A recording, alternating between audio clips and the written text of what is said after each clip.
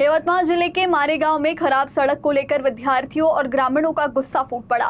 नवरगांव, करंडवाड़ी, अर्जुनी, हिवरी मार्ग की बदहाली से परेशान छात्रों और ग्रामीणों ने तहसील कार्यालय पहुंचकर प्रशासन के खिलाफ प्रदर्शन किया और जल्द सड़क मरम्मत नहीं होने पर उग्र आंदोलन की चेतावनी दी।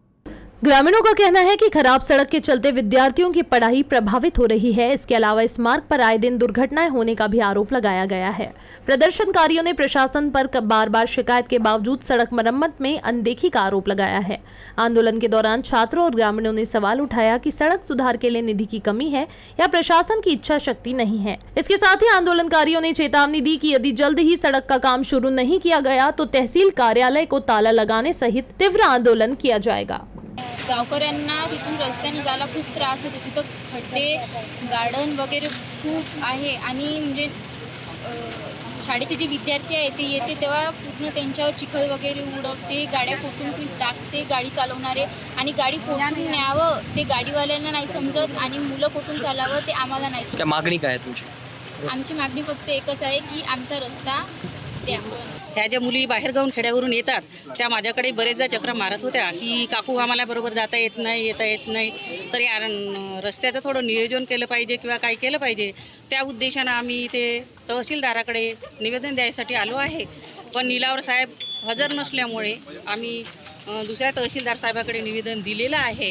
आणि मागणी काय आहे? मागणी काय आहे आपली? मागणी आमची आहे की जो रस्ता आहे नवरगाव करणवाडी इतका बेकार झालेला आहे की साधी एखादी डिलिव्हरची बाई जरी आणायची म्हटलं तर ती बाई म्हणजे रस्त्यात डिलिव्हरी होईल का काय। ह्या मुली जातात गाडीवरून, सायकलनी पडतात आणि ॲटोसुद्धा बरोबर राहत नाही।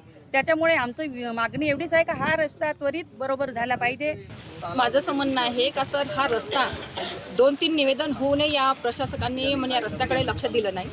जर या म्हणजे विद्यार्थ्यांचं एवढं नुकसान होणारे आणखी म्हणजे शारीरिक वेदना आणि मुलांचं जर शिक्षण थांबेल तर हे जबाबदार फक्त आणि फक्त प्रशासक राहील, एवढंच बोलते सर। आणि जर ह्या 8-10 दिवसात जर लक्ष दिलं नाही तर आम्ही आंदोलन केल्याशिवाय राहणार नाही। आम्ही भरपूरदा करणवाडी ते सगनापूर, हिवरी, मजदोडका, अर्जुनी याबद्दल वारंवार निवेदन देऊन या रस्त्याबद्दल पाठपुरावा केला। पालकमंत्री असो, राज्याचे उपमुख्यमंत्री असो, मुख्यमंत्री असो किंवा PWD विभागाचे मोठे मोठे अधिकारी असो यांना आम्ही प्रत्यक्ष पोस्टाद्वारे निवेदन पाठवले, पण तरी याबद्दल काही पाठपुरावा झालेला नाही आहे।